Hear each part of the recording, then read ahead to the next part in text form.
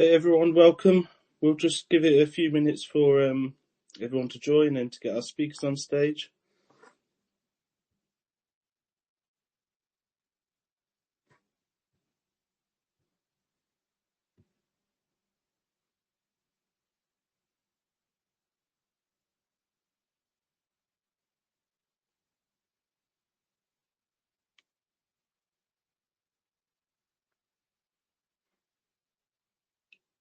Welcome everyone.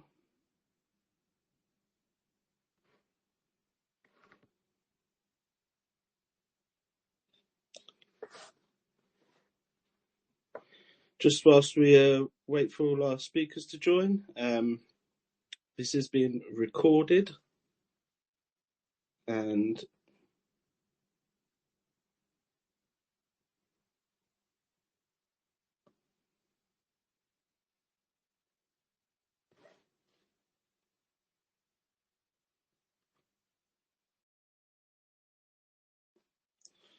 sorry, I think I had an issue with my speaker there. Hey Jack, am I clear now? Hi, Anthony. How's it going? Good, Hello, thanks. everyone. Yeah, I can hear you just fine. Good. Yeah, this should be recorded. Yeah, it's being recorded. Welcome everyone. We're just waiting for our speakers to join. This is HyperSpace on X. For anyone who's new to Hypercycle, what are we doing? We're developing the network infrastructure to enable the Internet of AI. That's AI communication, AI to AI communication, decentralized. And you can own a part of that network infrastructure. You can own the network node factory. You can operate a network node factory. And if you're a developer, you can build on a network node factory. Because of the AI to AI communication, it allows multi-agent tools to be developed. It's fast, scalable, secure. If you want to learn more, pop over to our highlights. We've got the Hyper Guide and a video explaining what is Hypercycle. Or if you check our pinned messages, you can book a meeting with our business development manager, who will give you all the details you require and can facilitate node licenses if you wish to set up a network node factory.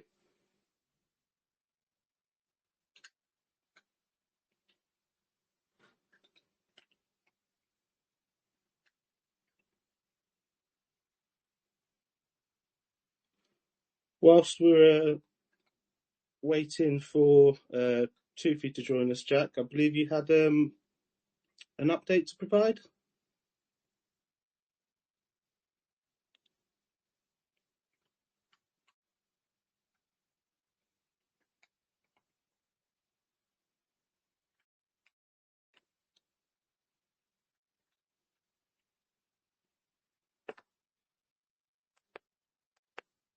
I can't hear you, Jack.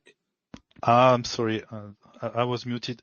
Yes, so I was saying that I was informed by Barry that they had just pushed an update on the Merklizer. So it means that we are going to see some increasing heartbeats from now on the Explorer, but we are also getting the Merklizer ready for the future features that we are going to implement on the system. And as part of that, I'm also working with the developers on a new version of the management of your node factory. And basically, this is a cool feature because this feature will allow you to get rid of the obligation of going through the voting system to manage your tiller, to update your tiller, and you will have to activate this manager mode, as that we call. And within this manager mode, you will be able to directly communicate with the tilling system, and you will have to send some messages on Ethereum without any Ethereum fees, basically.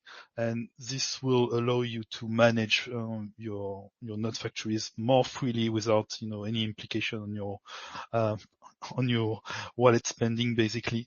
But this is also a way for us to prepare for what's coming in the future in terms of how we want to put HyperPG as a delegating service for everyone.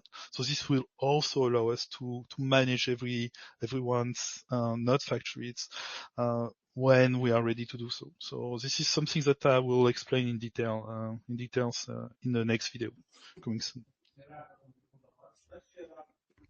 Thank you, Jack. That sounds great. I can't wait for that to happen. Obviously, there was, I don't think Raymond is able to make it with us due to the Merkelizer being updated. Some of you reported no heartbeats on your boxes. That should have restored now. If it hasn't, then you can open a support ticket, get back up and running. But the heartbeat should all be displaying again. Yes, it is due to another update that happened on the boxes. For some people, they have to be rebooted and reset manually. So this is something that Raymond is handling. So if you are in that case, feel free to reach out to us on the support. Thank you. Toufi, welcome. Hey, how's it going? Good, thank you. I'm glad to be here. We've had some questions come from the community. They're looking forward to hearing from you this evening or this afternoon where you are now. How have you been? Fantastic. How are you? I'm great, thank you. So one of the topics that is frequently coming up is Project C8. People want more information. They want to know when it's happening, when it's beginning. What can you tell us about Project C8? Where are we in terms of that? We've identified that we have about 200 days in Project C8, and there's a reason why we said 200 days, and it's effectively it can be done in 150 days, but we were kind of trying to give ourselves some time. So we have chunks of 30 days where there's a lot of upgrades that they happen to the node factories. And the most important thing for the Project C8 is that it moves most of the digital assets that people have into the advanced node factory enclosure, and which is the raison d'etre of this project. As you all know, we started selling nodes, software licenses that they're called node licenses. And when people, they buy the node license, they also understand that when they couple them or marry them with HYPC, they convert the node license into a node factory. And this node factory, the smallest, can enable people to have 1024 nodes. And the analogy that we used, Anthony, at the time, and we still use it, and it seems to be very effective analogy. If you were to go back 30 years in time and compare in the internet that exists for the world today, you would call internet service providers, let's say such as Comcast or Verizon, or it depends where you are in the world, Deutsche Telekom. So those internet service providers, they license technology from multiple vendors, including Cisco network. The analogy here would be like more hypercycle is more like the Cisco network, and every node owner is more like the internet service provider. They come in all sizes. Some they have about the ability to power 1024 nodes. Others, million or whatnot. So basically, in order to protect people from a lot of manipulations that exist in one of the assets that they own, which is in the ERC20, we decided to put them all in something that's called ANFI. And this kind of protection, I'm going to describe it. There is a tremendous amount of benefits to have that protection, but at the same time, people, they need to be aware that it's not eliminating that completely, but it's reducing its impact tremendously, to the point where all your assets, you would look at it and you would be like, HYPC cannot have more than 10% in its best days of those assets to 0.5% or something like that. The representation would be similar to an ERC 721. You would start with base and subsequently with all the EVM compatible. But we do have the non-EVM compatible that we would like to cover, such as Cardano, for example. A lot of people have been calling from the Algorand folks who would like that as well. I mean, we truly have no, we're agnostic. We're here for everyone. Like, we're not with one versus the other. This is more like coverage that can enable people to get onboarded and offboarded. We're not a blockchain project. Like, we use every single blockchain to enable our customers to get to reduce the time to own their assets, as opposed to having to go through accounts payables, accounts receivables, all of that jazz. That, like, for those that are familiar with B2B software vendors like Microsoft, you would know that it takes a lot of time to kind of purchase software that is that you would own in perpetuity, as opposed to most of those licenses right now. They are like SaaS model, where they are they go on yearly or monthly subscription, but there's still the perpetual license is what we're talking about. So rather than having to buy and go through accounts payables, accounts receivables, blockchains are phenomenal for this kind of stuff, because you're able to use that and reduce the time and friction. So back to what are the components of Project C8, and to kind of give you a little more clarity without giving an overall. I like to give an overall description first, because some people, this is the first time that they kind of hear this stuff. So for those that they now know what we're talking about, what HyperCycle provides is software licenses, and those software licenses can enable our customers to become node producers. So the very first part is having ANFE on base, and for those that they own nodes, they don't have to do anything.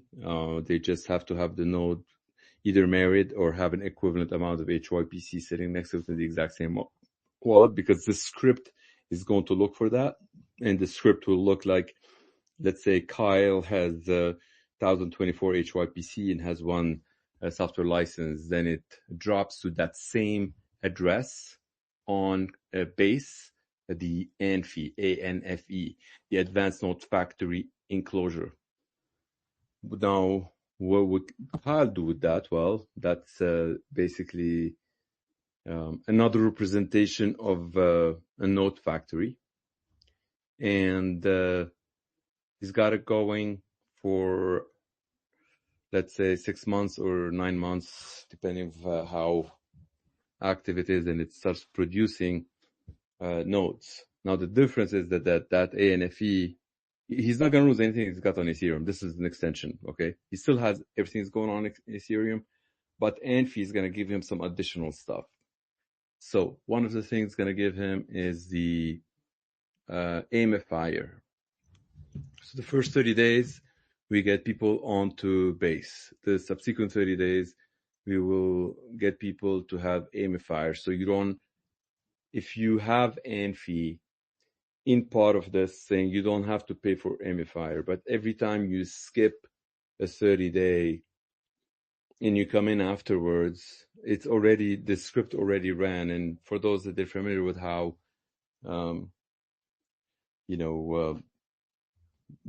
decentralized scripts run, in the moment you've actually got things already dropped, you cannot go backwards. We can't take it away from, Maria or Kyle or Vlad, whoever is the owner, they already got it. It's yours.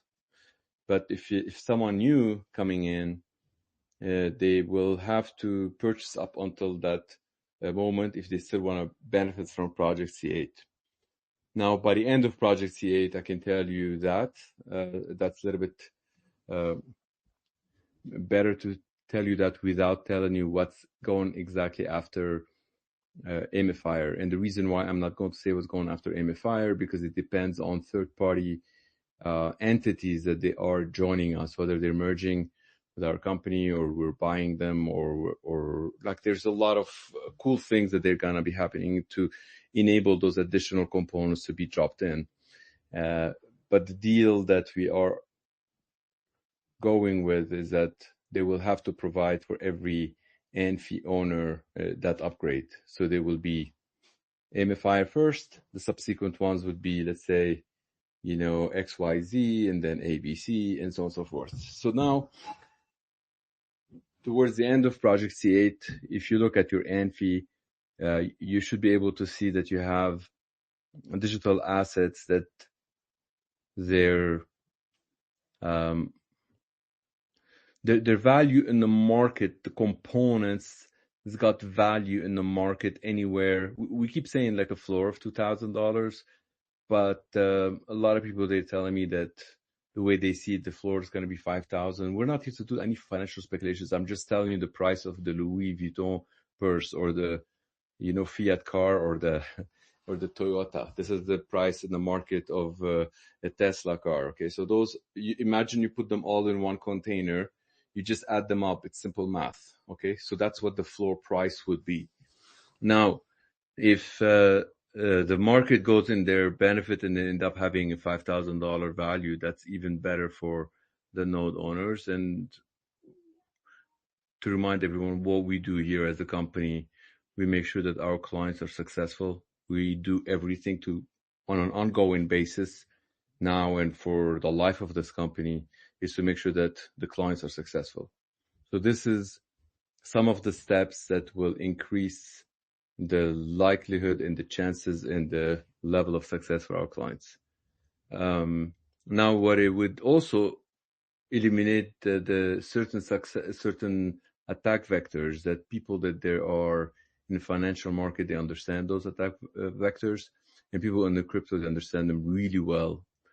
If you have anything that it's represented the RC20 only, and it's in the hands of people that they want to attack you, it doesn't matter which project exists out there, whether it's the RC20, even if it is an exact coin or anything that is fungible, basically, if it's in the hands of some people, it takes 1 out of 4,270 that they don't like you, they start like selling that in a certain way to reduce the value that you've got. So the method that we've adopted, and for those that they don't know a little bit of our background, I mean, we come from background that provably we've been in crypto before crypto was called crypto. Okay, so when it comes to those attack vectors, those people, they play those kind of things, they're very new to that space. They think they got you, they can bash the fuck out of your HYPC, but meanwhile we've brought most of the assets into some other place. So then at the end of the day, our customers are the ones they're laughing. That's what we care about, is our customers. Okay, you guys are customers. So basically we bring all of that asset into Amphi. Then many other projects will start having that representation on any EVM compatible, including Avalanche, for example. And then when you have other projects that and representations that are really like Cardano, for example, it would have another extension that we've already established a model of how those extensions work. So if Desiree, for example, is an owner of a node factory and she sees how that thing worked on base, and then Pascal decides to do another extension on Algorand or on Bitcoin or on JP Morgan, then there's already a model that has been established with this project C8 that can enable a lot of projects to drop their added software upgrades into it and software licenses. So all of you, for example, will have a license for something that's called Amifier, like I said earlier. And I can tell you a little bit about Amifier, but you can also check it out. And there's a lot of videos and writings that we've talked about Amifier. Amifier is more like that software that can enable you to point at any AI that exists on this planet. You just point at it and then it starts crunching it and putting it into your nodes, basically getting like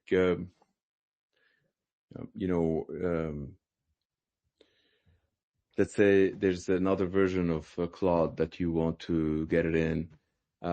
Instead of having to spend about 30 hours going to dissect it, Amifier can reduce that to 30 minutes.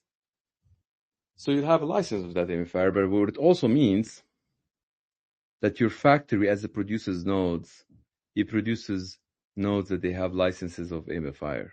So which means that if you have produced 2 nodes, now you have also 2 licenses of Amifier, legitimate licenses. Now, of course, a lot of people, they try to copy things, but they won't be legit. So this is a great way of enabling people to start putting in extensions. Somebody told me, how can you explain that to someone who's worked on the current internet or mobile devices or whatnot? And to the AI agent, I can give you that example. So imagine Emilio, is a Homo sapien, and 20 years ago, you bought a phone from Verizon. You buy the exact same phone from like Deutsche Telekom. You open that phone and you feel that it has a little bit different apps already installed on it. Okay. So those different apps, so the chances that you're going to use them are increased because they're already installed. And that method that a lot of software vendors, they're realizing that Hypercycle provide them. That's why they want to go and provide their software to you at no cost. But of course, they cannot survive. They're going to provide it for life for no cost. But when we negotiate those kind of things that drop them to our early adopters, it seems to resonate really well. And it gives them the ability to have an avenue how they can sell future software where they can drop it into the node factory, and then the node factory will start producing those nodes. So yes, I'm simplifying here, but that's some of the steps that Project C8 would benefit the owners of nodes.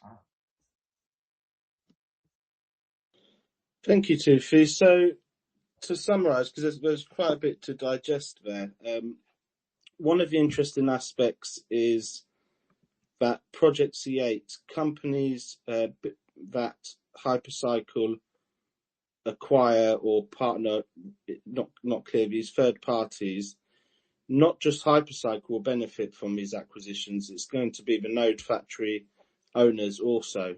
That's going to be a shared 100%. Shared 100%. Between... We have 4,270 owners. Every single one would benefit equally. The ones that they will not benefit if they just don't have the node factory, if they decide to just own HYPC, for example, there isn't a method for us to have an extension to that. But if people, they have a node factory, then there's a method to do that extension, and we do it on a base which is called ANFE. That's the very first step of things. Yeah. Brilliant. Yeah. So the criteria to qualify is you need to be a part of it. You need to be one of the early investors, who we all are here, and have a node factory. We did discuss there is going to be a path for those who are in the EDP also, so no one's getting left behind.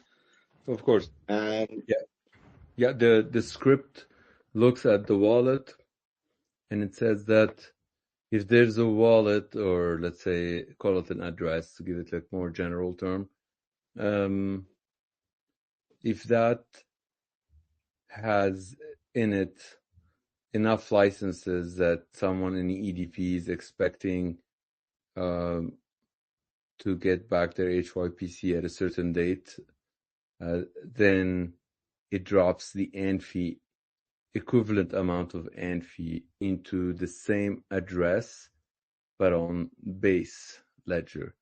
And for those that are new to the EVM compatible blockchains, they use the same the same method that generates an address on any wallet. It can work on their chain, and so that's why you don't need to ask each and every owner to generate a new address, so long as the script sees those assets in there. Then it drops AND fee into the exact same address, but on base. I've heard from some very seasoned engineers that that this is on its own is going to have about $1.5 billion of assets moved into base, and it's likely to be the largest project on base. So we'd like to make sure that that's a bar, and we grow it from there on, and not be just like, oh, now it's the largest project, and then it becomes like the smallest. We truly like to continue growing from there on. So there's a lot of methods to make sure that growth continues. We do our best, and it seems like we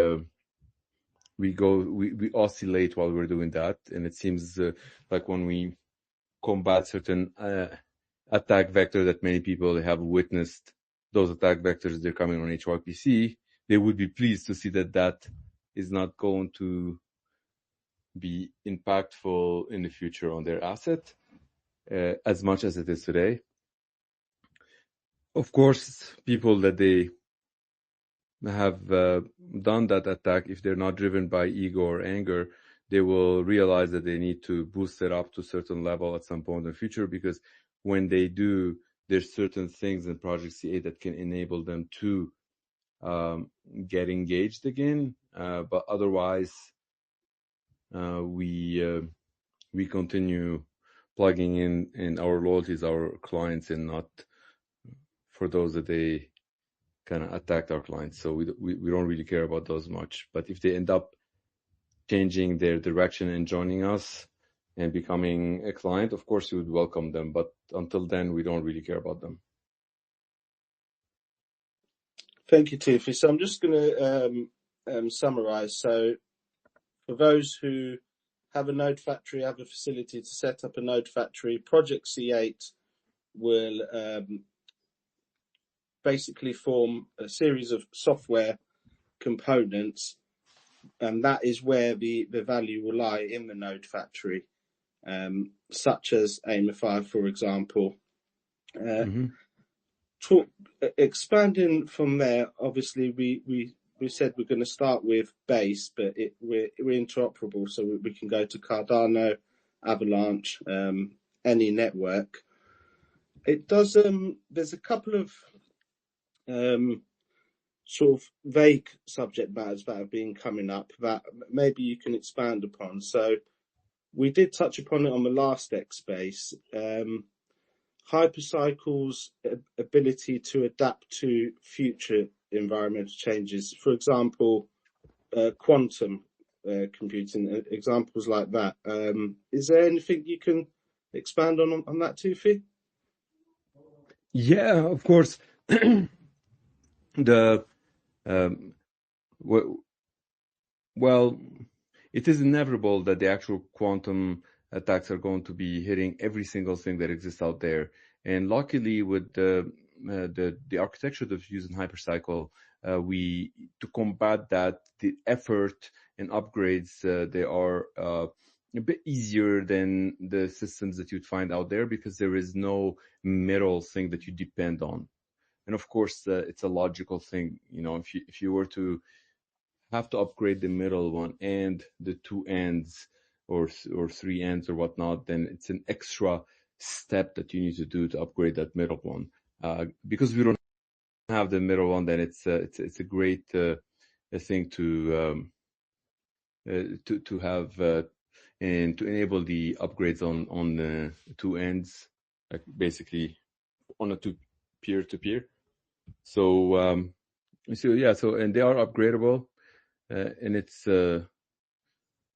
great. Like for example, anything that is elliptic curve, quantum will be able to crack that.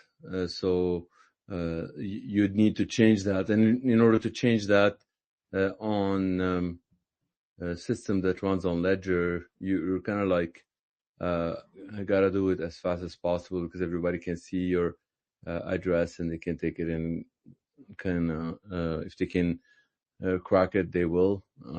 So the bigger danger I feel like in quantum is that if a certain entity they're able to get to that point of start cracking, they don't really need to tell the world. They can just like do it silently, and then suddenly people would wake up and they're like, oh, all my Ethereum, they're gone, or all my Bitcoins or whatnot. And this is something that it can impact almost every industry that is out there, because the cryptography that is used, whether it is like in banking or government or whatnot, it needs to be upgraded. So it's good to be on the side that we're very well prepared for something like that.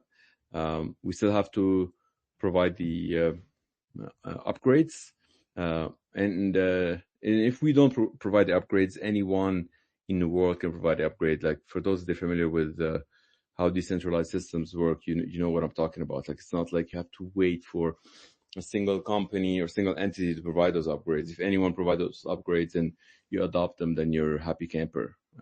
You're just a node owner. Somebody gave you the upgrade. If you trust them, I mean, you know. So if you don't trust them and you go and deploy your own audit, and then you feel like they're trustworthy, then that's fine too. And that's folks in the decentralized space are familiar with. Like for example, anybody can write a smart contract, and you don't really need to know if the entity that wrote smart contract is trustworthy. You don't have to trust that. You just trust the math, the algorithm, and if you're capable to audit it yourself, and if not, you hire auditors that can give you that. So I think from the addresses that are available out there, pretty much every single ledger out there is attackable. The only ones that they're not attackable by quantum that I'm aware of. I mean, the one at least that they're famous. I'm sure there's some that they're not famous, but the original Bitcoins, they're sitting in wallets that you cannot reverse it with quantum, because it goes through one-way computation. It's basically they get hashed after they're being produced. So then it makes it impossible for quantum to kind of get that exact same hash with the exact same public key. But if they're moved, then it's a problem. But so long as they stay there, then they're safe. But again, like the rest of the Bitcoins, they're not. So it's kind of like any ledger out there, you can't say it's safe if even like just 5% of its coins are attackable, and the vast majority of them, at least 90%, are attackable. But when you are peer-to-peer, it's very, very difficult for somebody to kind of find what last address you used and so on and so forth. So you still have to apply the upgrades, though. I'm not saying that you can function without the upgrades, and we will provide the upgrades. Thank you. So it's being designed, HyperCycle, from now to be upgradable and adaptable to anything new that's on the horizon in the future. Correct. I've got a few questions from the communities, sort of specific ones. So one was one of the community members was interested in Zapier. It's just released and it's an MCP for agents, letting them connect 30,000 plus apps. They would like to know how these sorts of things relate to HyperCycle. Are they things that you could use as aims, or would this be more like competition for us? So repeat what is it that so 5,000 what? It's an MCP for agents, letting them connect to apps effectively. So to have multiple AI apps. Mm-hmm.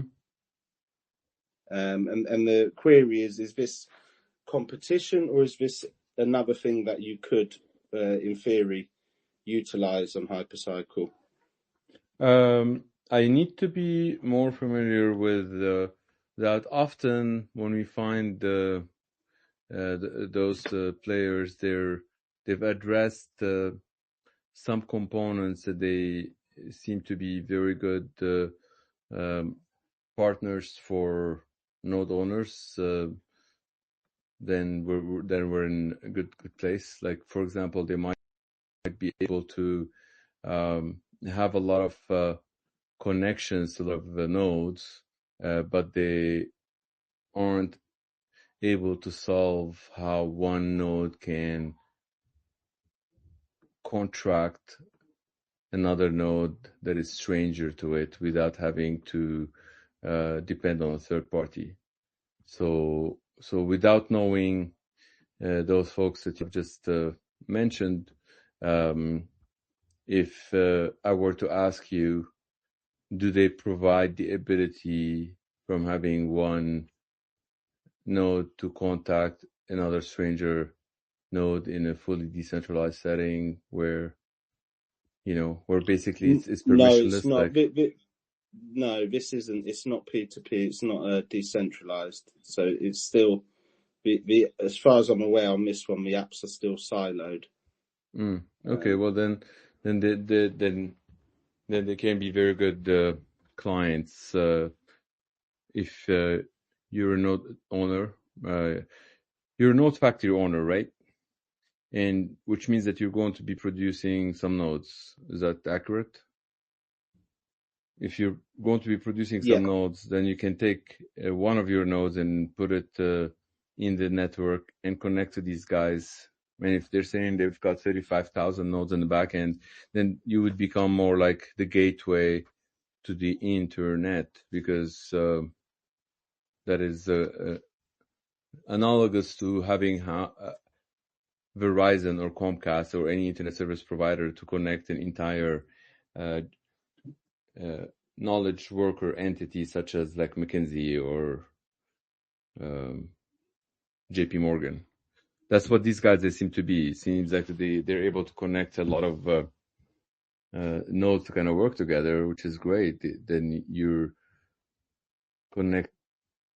They can become your clients. You can extend their capability to the internet of AI, and that means that they can either get smarter or make more money. And those are two things that almost everyone in business, they want. And you as a node owner, you can provide them with that. So yeah, I think that they can be great partners / clients to node owners. I will look deeply into them to see if they could be potentially clients to us as well. So far from what I heard, I think there would be clients to node factories and not node factories themselves. It doesn't seem like they could or want to become node factories themselves, but I could be mistaken. But in either case, they are either going to be our clients or your clients. Thank you. Going from there, I do want to open up the floor soon, but there was a comment you made earlier, and then talking about clients now. So obviously you said earlier about how when we go onto base, we would be the largest, but we're not looking to just sit there. We want to keep growing. And obviously you were talking then about potential clients. The things like, for example, HyperY, which we're partnered with the YMCA to build, and then obviously just AI developers as a whole. Do we have the plans in place to grow? How will these things like HyperY, the existing aims we have, grow, and how will we attract further growth onto the network for node owners? Yeah, absolutely. So when it comes to HyperY, we're barely scratching the surface there. I mean, I believe we've got maybe a dozen or 2 dozen out of their 12,000 centers that they've got that they got going, and we're super proud of this partnership that resulted into HyperY actually. So HyperY, as you all know, is an entity that initially could have been called just YMCA, and we've kind of got great negotiation strategies with their management, because YMCA is a phenomenal initiative that almost everyone on the planet would say, hey, hell yeah, like these guys got 65 million Homo sapien beneficiaries that they benefit from the existence of YMCA. Okay. And of course, when we say YMCA, we mean the YWCA as well, because it's like a sister entity. So we have this entire year is dedicated for growth and propagation across all of their communities. And as I said, if we only have like 1 or 2 dozens of their centers deployed, then you can imagine how many others they would be on. We've also discovered few projects that they had internally that we were super lucky to find those projects going, because it was a lot easier to show how we can amplify the power of those projects. So for example, without necessarily naming the center, I can tell you what that project is. They were working on it for quite some time to have an LLM for their community of 15,000. So that's a subset of the 65 million. Because remember, they have 12,000 centers, right? So one of the centers, they have 15,000 users. And they figured that if they have Claude installed and they pay their own AWS bills and all that, and they end up getting something at about $3 per user per month, as opposed to paying $10 to $25 for LLMs that they're out there. And then when they discovered through their colleagues the HyperY, they were opposing it initially. It's like kind of like anything in life that you feel like you don't understand it, you oppose it. You know, we always have the fear of the unknown. But when they learned what it does, they realized that it amplifies their coverage from 15,000 users up to 150,000 for the exact same cost. So that is something that we feel super proud that the value that Hypercycle provides is one of those angles. But of course, for those of you that they've been following on some of the latest partnerships, you can see that it goes far beyond that, where that gaming company, for example, and then many others that they will be making such announcements. They use the nodes to enable their community to partake in supplying the Internet of AI and the multi-agent coverages, so they can subsidize some of their computing cost. Anyway, I didn't mean to jump from the HyperY into this one, but I think I've given you the answer on HyperY. There's a lot of expansions there. It's super awesome. Yeah, and then obviously, as you touched upon at the end, it's not just HyperY. There's the game company, and there's others that are due to come or coming or have come, and there'll be further announcements in the future in regards to this. Is that correct? Yep, and some of those announcements, they won't be done by us. I mean, we're the instigators and we're the ones that were launching those things. It could be by a node owner with the name Jerome, for example, or John, or Jada, or Dennis. It's like we're really working days and nights to set some amazing examples, such as HyperY. But then HyperY might find that Dennis can give them a phenomenal setup that they can get his nodes deployed into their environment. So, and of course, at that point, we don't necessarily want to be the ones that we issue all the announcements. We're truly just being the first marching in this territory and making it a lot easier for our clients to kind of march that way. Because otherwise, Anthony, we would be competing with our clients, and that's not what we're here for. We're here to kind of enable and cut a path for our clients so they can thrive in providing AI agents with connections to the Internet of AI.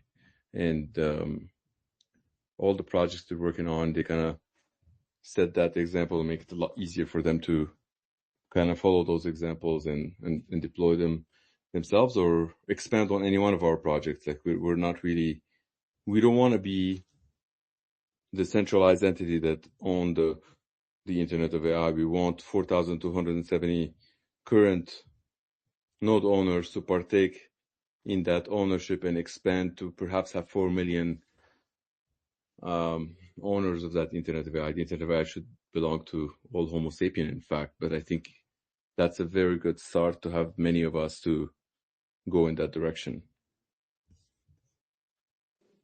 Thank you. Yeah, so we're more like the Cisco. There'll be people using AI tools, and these tools are built on Hypercycle with utilizing Hypercycle infrastructure, and they don't even know it. They don't even know we're there. Is that correct? Is that my understanding? Yeah, absolutely. And it's like it could be anybody. Like if you were to be any of the node factory owners and start producing nodes, and let's say it's David or Nara or Pascal, you have some of those. You have some other projects similar to HyperY. They don't really need to know this is HyperCycle. All they know is like it works. It's great, and it's growing.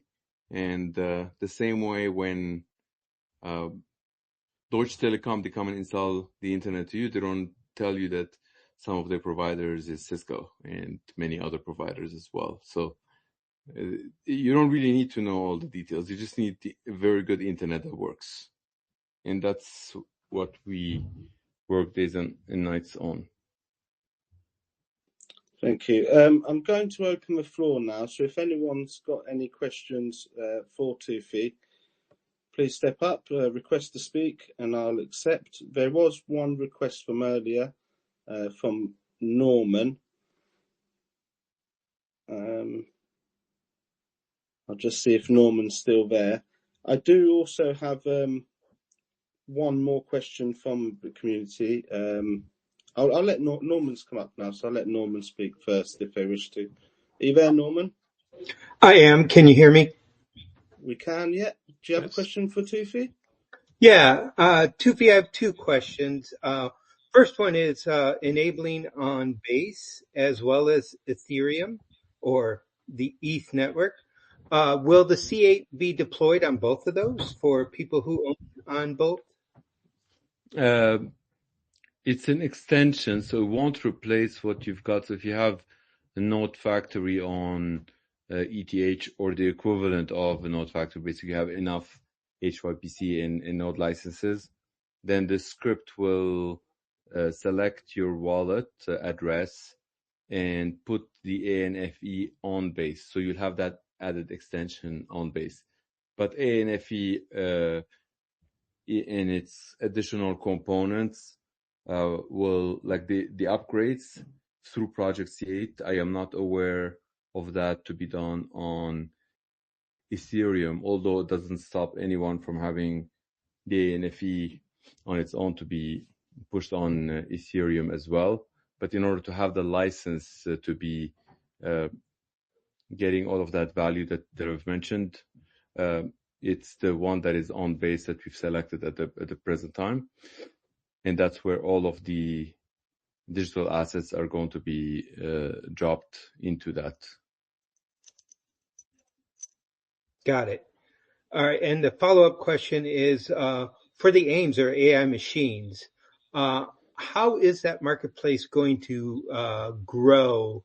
Meaning, I know the AIMS can be downloaded and such, but is the training or education component going to teach some of us who desire to be node owners and operators how to create AIMS, or is that strictly in the development market, and are those going to be then at the discretion of the creator to upload to the market to share? That's a very, very good question, and thank you. So the education program in the last AMA that I have had, at the time we called it 999, and has been a change to call it 88.88, and the reason for that is because we're introducing the 8-minute course as opposed to having the lengthy, smallest course is 9 hours. In today's world, the 9 hours sometimes could be lifetime. People, they're like, oh my God, 9 hours, I really need to take that. So to become node operator. So the 8 minutes, we have to go through so many iterations of that 8 minutes before we can feel confident that it can deliver on the promise. And here's the promise, is that if somebody is willing to spend that 8 minutes, they should be able to have some node to generate some money. Not a lot, just a little bit, but at least it gets people feeling that they've learned something in that 8 minutes and not 8 hours. Now, we all know if you want to motivate someone to come in and operate your nodes or yourself to operate your node, I think that's a very good teaser that at least you feel like, okay, in 8 minutes I can actually turn into any node and start generating some added revenue by connecting to some AI that nobody's ever heard of, or some AI that everybody's heard of, like DeepSeek, and I'm able to generate some additional revenue. So that's what we're hoping that will come out very, very soon, and we've been extremely lucky that we've got some help from some of the top educators out there that are working closely with our own Rob Moore to write that curriculum. I will not mention their names now, but one day, the day will come that their name will be mentioned. But first, before we use their name, let's look at the product that it's being produced with their help, and through the iterations, hopefully we can get to something that deliver on the promise first. Then we can share their name, which can benefit them and us and everyone. But yeah, we're putting a lot of effort to address that. Excellent. May I ask one more question? Of course. I was trying to figure out a way to approach for. I know one of the aims was for like tracking equipment and or shipments across the country, and that was one of the aims that you briefly mentioned in a previous space, I believe. How would one get to approach their own company for implementing that on HyperCycle? Oh, cool. Okay, well, that sounds like someone's got an AI agent and they want to deploy it. The Aimifier can help with that. The Aimifier can help with that. That 8 minutes will probably won't do it. Perhaps like the 8-hour course will give a little bit more on that.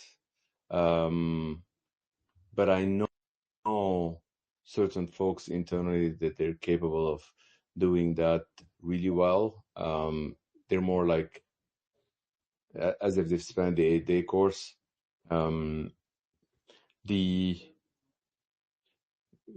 Without you telling me more about like the specifics, if it's confidential, it sounds like it's an AI agent or engine that has some work that it's doing, but you want to see if you were to provide that in the Internet of AI. The only reason why you're asking me this question, or there could be two reasons. One is that you want your AI agent to get smarter by asking other agent stuff, and or the other reason is that you want your AI agent to sell that intelligence to the rest of the world, right? I can clarify. I work for a company, and it's a very, very, very large furniture company, and they do both trucking and manufacturing of furniture globally. So they need to track all of their components, from the textiles or fabrics to the foam to the wood to everything, and all of the shipments that come overseas and are transported via truck, via ship, through docks, and so on. And so they're currently trying to do that with a piece of software. I would like to get and encourage them to A, save money, B, get a better product, and C, use HyperCycle to do it, thus benefiting all. It's super exciting. Very, very exciting. If I may make I did send you a message, but I know you're very busy, so. No, this is super cool. I love it. This is great. You see, here's the thing, like at this stage, we want to be involved in those kind of things because we can set an example. Like imagine, we get, one of our team members, so let's say David, and with a little bit of help from Robert, Dan, and myself to kind of like look into this, and David within a few days is able to put something together, or even if it's going to be a few weeks, but if it's like a repeatable process, I mean, what's better do we need? This is so good for every single listener here, for every single node, factory owners, because then they feel like, oh, okay, well, if this is done, then that could be done too. And so Right. Yeah, if I may make a suggestion to I don't know if you're connected with any one of the folks here that are the hosts, or you can DM directly. If he reaches out, Norman, if you reach out to, there's a couple of team members on here. There's Jerry V. Hall, who could assist you. There's myself also directly. Sam. You're welcome to send me direct DM as well. I mean, I'm more than happy to. I did send you a message, and I just know that you're very busy, so I thought I'd bring it up here so that you could query that. But I can do that again. You sent it here on Twitter? I think I did it on LinkedIn. Okay, we'll check that. Apologies, I've been getting lots Yeah, I of know. connection. Yeah, the exciting thing. Yeah, go ahead. They're going to be moving into much more robotics and communications within the manufacturing space for, we're calling it a dark mode, so that robots can just do it. And they'll need a lot of this for communication as well. There's a lot of exciting opportunity here. And I just wanted to explore that. And I know that you're the foremost expert in my opinion. So I just thought I'd start with you on how This to is approach. great. Yes, now I see it, Norman. Yes, March 18th. Thank you. Now I see it. Perfect. This is great. Well, thank you. Great. Thank you so much, Norman. I think I've taken enough of your time, but thank you for taking my questions. Oh, thank you. Thank you for asking. And this is great. Those are phenomenal questions that I think everyone can benefit from. And I'm looking forward to looking deeply into that software stack of that you've got. And hopefully we can communicate back to the community here and show them something cool that we've done, and they can use it as an example. The more we put into node owners' head examples, the better they come back with more ideas of how they want to use their nodes. So this is super cool.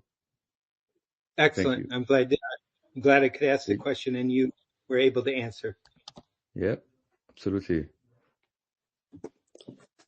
That looks like that's all our questions, Toufi. We don't have any more requests at this stage.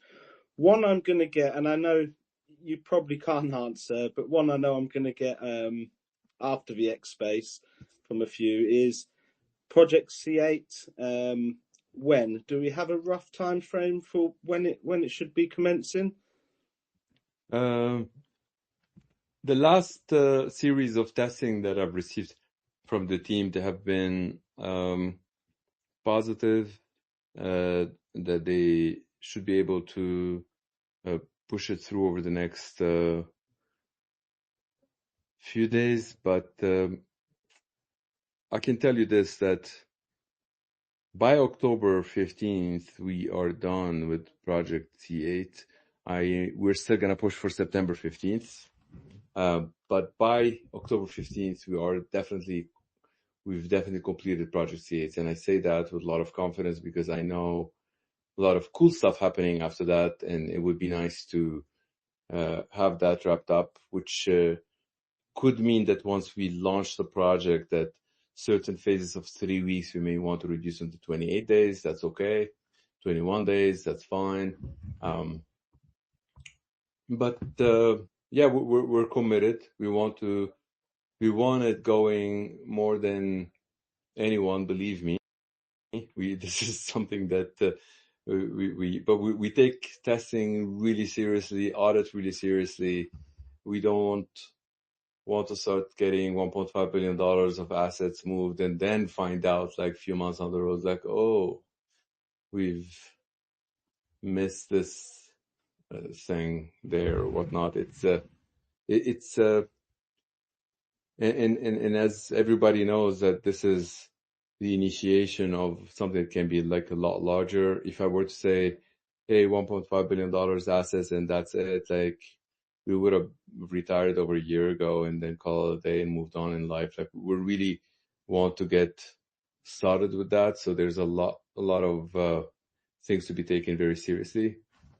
So as soon as possible is the best answer that I can give you. If I were to give you an estimate and we don't meet that estimate, I end up like losing credibility that I prefer not to. So hopefully we can get it going over the next week, perhaps. That would be great. That would be, yeah, that'd be really good. But yeah, no, I think everyone here understands development and safety is the safety and security is the most important aspect when we're talking about these matters. Is there anything further you would like to add, Toufi, before we go offline?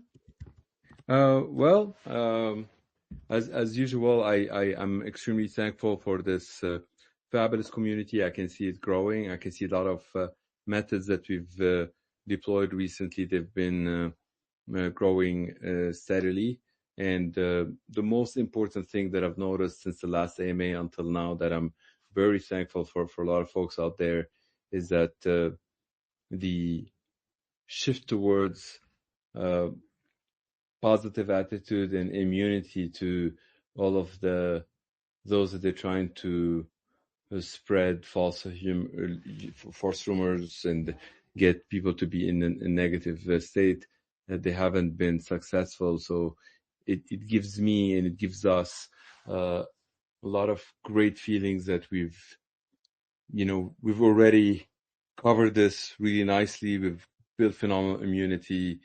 We're building a lot of strength, and together we will get there, and we will need to continue celebrating every small aspect as we march towards it. And hopefully when we get the Project C8 going and the first 30 days they're successful, we'll have like a mini celebration, and hopefully we can have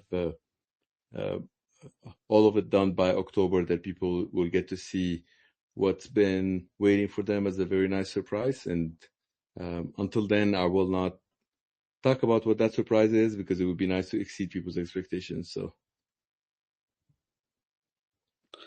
yeah, I'm definitely looking forward to it, and I'm sure everyone else is here. So the message is quite clear. You can grow with Hypercycle. We want everybody who's here to grow, and you can do that via the Network Node Factory. If you haven't got one, if you are new and you're sort of unsure what the next step should be, go to the pinned messages, schedule a meeting with our business development manager. He can help you. There's also, if you don't want to go the meeting route, there is a hyper guide in the highlights section, and that's a step-by-step guide to acquiring node licenses and setting up your node factory. And then you can join in with us in what is going to be a fantastic 2025. Thank you, everyone, for attending. Thank you, everyone. Thank you. Thank you, everyone, for attending. Take care. Bye. Bye-bye.